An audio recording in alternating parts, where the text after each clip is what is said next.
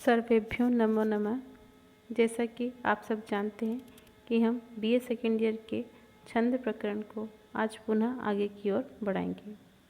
पिछले कुछ वीडियोस में हमने कतिपय छंदों जैसे मात्रिक में आर्या का, वर्णिक छंदों में अर्ध समवर्णिक वाले अपरवक्त्र, समवर्णिक छंदों में 8 वर्ण वाले अनुष्टुप, 11 वर्ण वाले इंद्रवज्रा, उपेंद्रवज्रा तथा उपजाति, 12 वर्णों वाले पंचशस्त्र और द्रुतविलंबित, 14 वर्णों वाले वसंतिलका तथा 15 वर्ण वाले मालिनी छंद का अध्ययन हम कर चुके हैं।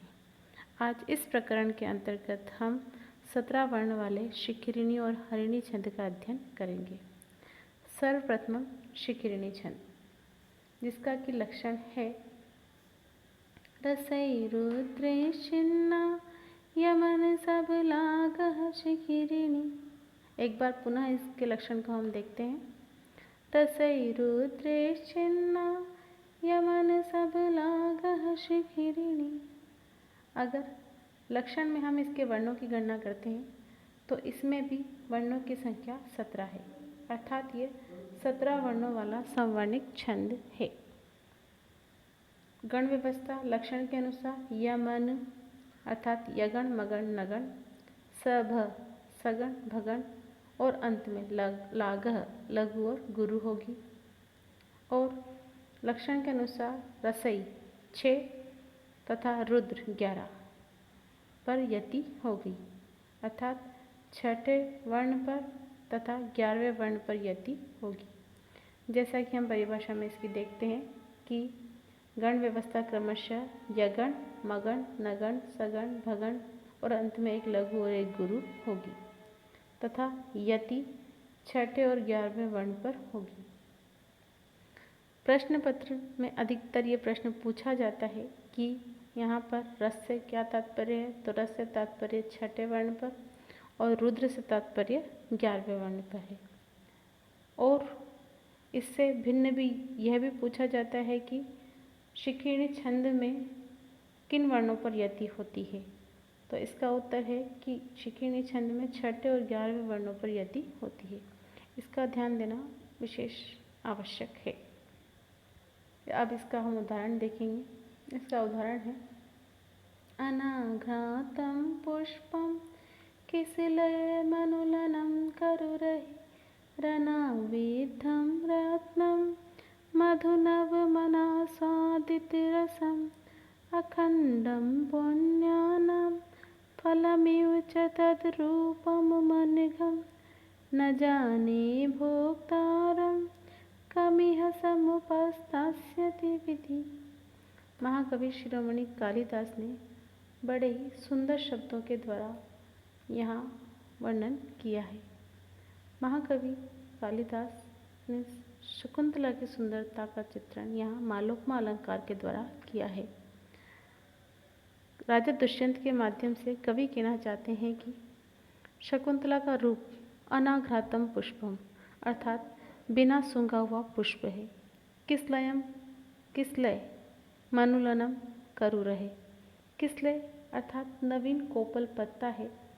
कर रुहे जिसका नाखूनों के द्वारा लूनम छेदा नहीं गया है, अर्थात जो नाखूनों के द्वारा छेदा नहीं गया है।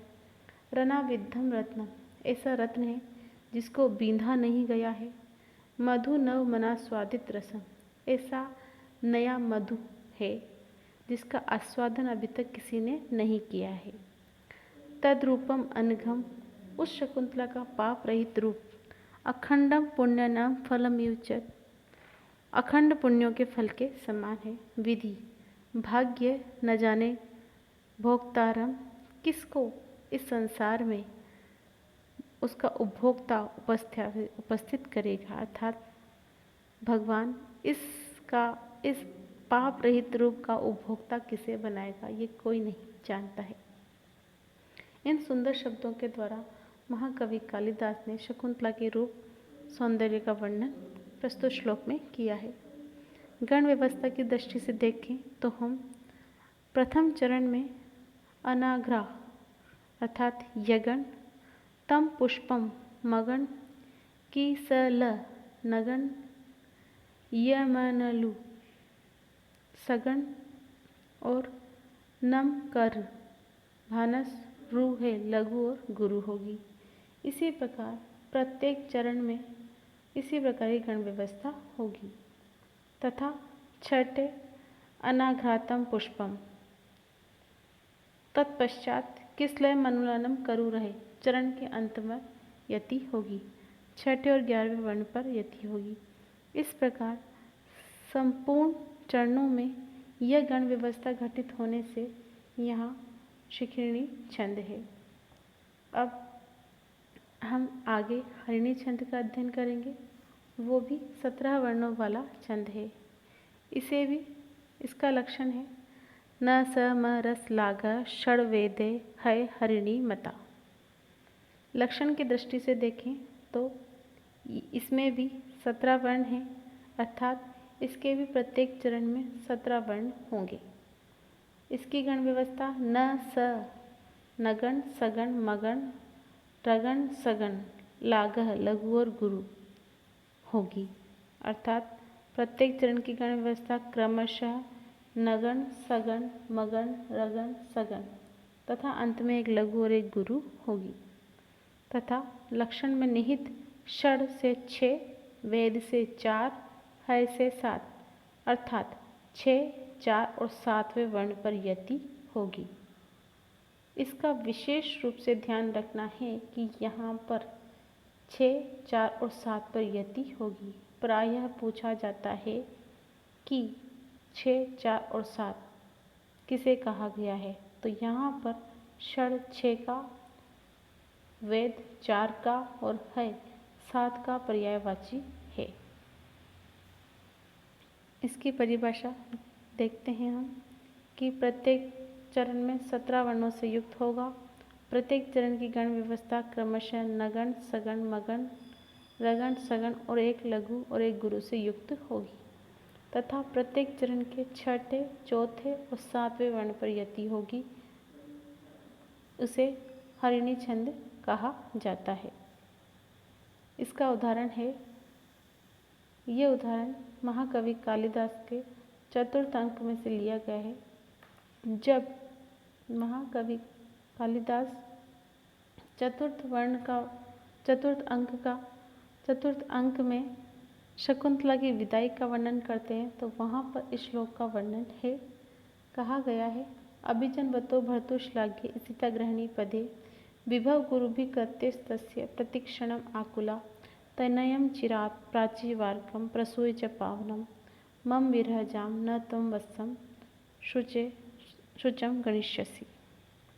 महर्षि कर्ण शकुंतला को कहते हैं कि हे पुत्री, अभिजनवतो भर्तु श्लाघ्ये, जब तुम पारिवारिक जनों के बीच में भर्तु श्लाघ्ये पति के द्वारा प्रशंसनीय गृहिणी पद को प्राप्त करोगी, विभव गुरु भी और गुरुओं में वैभव को प्राप्त करेगी, तस्य प्रतीक्षणम आकुला और प्रतीक्षण आकुल रहोगी, तत्पश्चात तनयम चिरात पुत्र को जन्म शीघ्र ही पुत्र को जन्म उसी प्रकार जन्म दोगी जैसे पूर्व दशा सूर्य को जन्म देती है।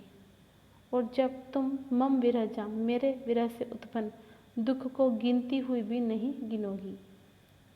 गण की दृष्टि से देखते हैं तो हम इसके प्रत्येक चरण में 17 वर्ण हैं और गण व्यवस्था क्रमशः अभिज नगण नवतो सगण तो भर्तु मगण लाघ्ये स्थि रगण स्थिताग्रह सगण और निपदे अंत में एक लघु और एक गुरु होगी।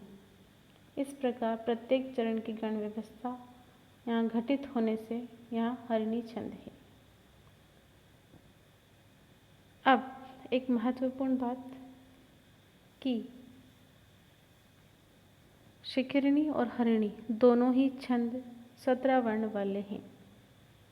अब इन दोनों में अंतर करने का सबसे आसान तरीका यह है कि शिखरिणी छंद में पहला गण यगण है जबकि हरिणी छंद में पहला गण नगण है।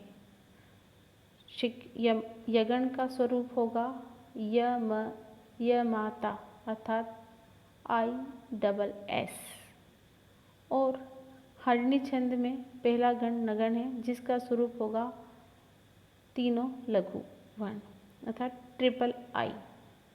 यहाँ पर ये ध्यान देना आवश्यक है कि दोनों ही छंदों में पहला वर्ण लघु होगा, किंतु शिखरिणी छंद में दूसरा वर्ण गुरु होगा, जबकि हरिणी छंद में दूसरा वर्ण भी लघु होगा। यही बिंदु इन दोनों में अंतर का मध्य बिंदु है, जिसे पहचान कर या जिसे लगाकर हम इसको पहचान सकते हैं।